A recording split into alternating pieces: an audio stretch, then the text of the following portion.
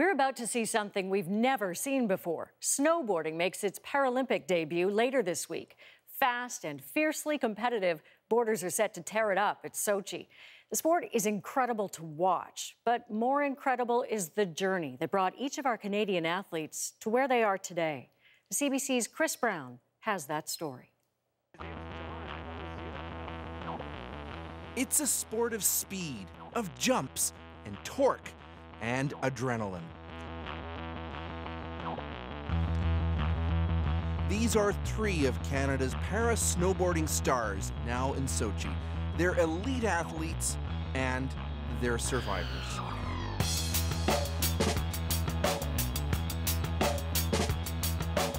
Big White Ski Resort near Kelowna is home to Canada's para-snowboarders. Each one has a remarkable story of what it took to get them here. Each one is lucky just to be alive. I consume a lot more food than I ever have before. I'm always hungry. My name is Michelle Sold and I am a national para-snowboarder. My parents encouraged me to play every sport, and so I eventually picked up snowboarding when I was 12, and I fell in love with it. Michelle Salt is 28 years old, originally from Leduc, Alberta. 2.5 years ago, she was on life support. So on June 27th, 2011, I was going up a hill and I was going about 120. I lost control. I laid down my bike, I hit a guardrail, and I did cartwheels in the air and I hit the guardrail again. So upon impact, I broke many bones, including my pelvis, hips, vertebrae, clavicle. Before the crash, Salt had what many would consider the perfect body, immaculately toned, not a scar, not a blemish. She was a fitness fiend and a runway model rolled into one. I went from being a fitness model to missing a leg and being covered in scars and staples. So it was quite an adjustment to see. It was difficult, but made me grateful that I was alive. Before I hurt myself, I was more of a big mountain snowboarder. My name is LOCKEY. I'm from Roslyn, BC, and I've been living in Canada for the last 12 years.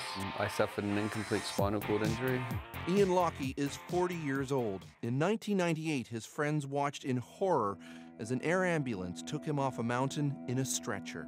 I was snowboarding in New Zealand on Mount Ruapehu, and I jumped off a cornice and landed and went into a toe side turn and hit a submerged rock, and it flicked me backwards, and I went about 50 feet and went into the snow head first. The impact crushed 3 vertebrae in his spine.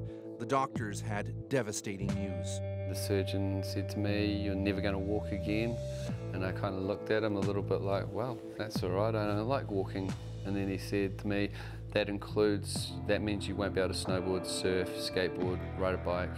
And we were on the 10th floor of the hospital, and I asked him if he could open the window, please. And he said, well, you don't feel so well, you're going to be sick. And I was like, no, I'm going to jump out the window. And he told me that don't be like that. And I was like, well, don't you be like that.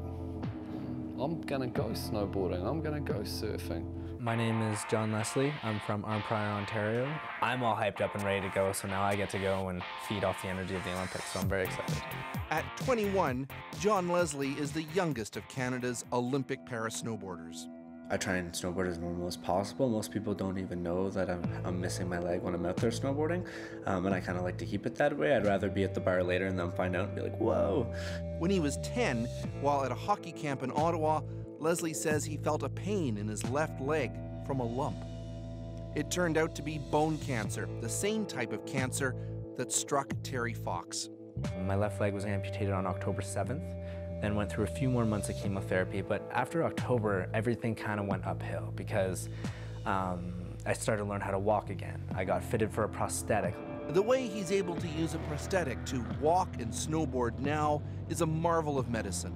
And the procedure that I had done is called a Van Ness rotation. So what that is when they cut above my knee, below my knee, take my knee away, take my foot and put it on backward. So this is my foot on backward right here. You can see my big toe sort of thing. So yeah, my foot's on backwards. So what they did that for is, if I had gone, like Michelle, done above the knee amputation, I wouldn't have a knee joint that I control with my head. So what I can do now with my foot is I can control this joint now with my foot. So my foot now acts as a knee joint. So when I put on my leg, which is pretty simple, it's just a couple straps. So when I put my leg on, now I can control, with my foot, I can control my knee. A lot of people don't go with it because of the way it looks, like your foot's on backwards, so when you go swimming and stuff, it's kind of freaky looking, but the benefits of how active I could be and all the stuff I'd be able to do was just awesome. Lockie's accident left him able to stand, but with virtually no feeling below his thighs. I have really large quads, which is what propels me around and what keeps me going. So yeah, I'm still able to walk, but I can't run, I can't jump. Nor can he often feel the cold, which is why his snowboard boots have special heaters built in.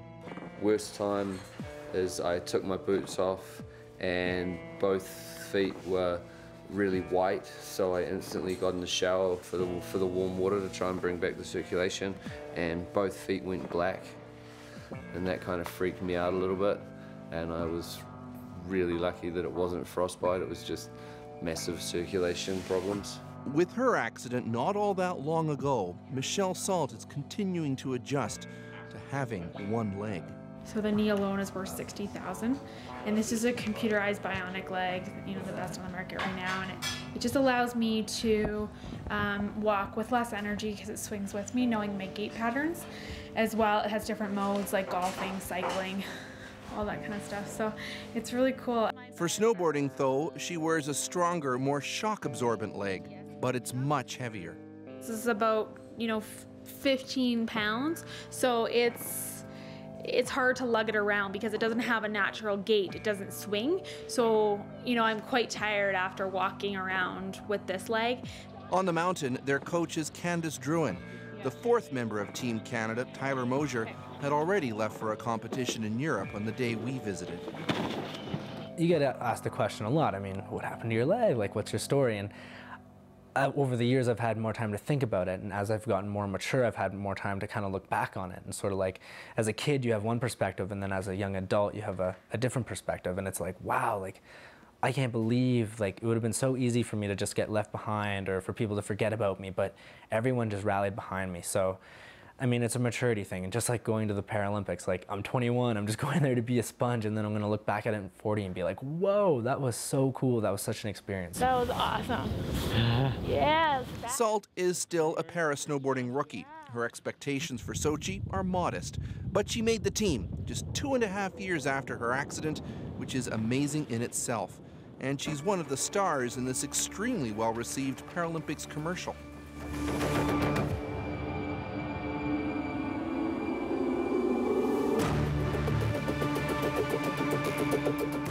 I've had my moments and I've wondered why me, but that's normal. I'm definitely gonna have that, those setbacks.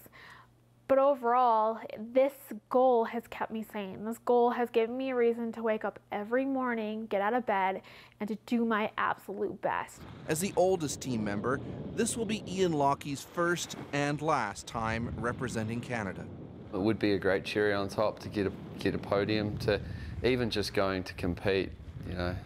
There's people that have, over the years, people that have looked at me and sort of scoffed at me, and now they've come, they're coming back and being like, wow, you're going to the Paralympics, man. That's the real deal. We'll watch for you. Thank you.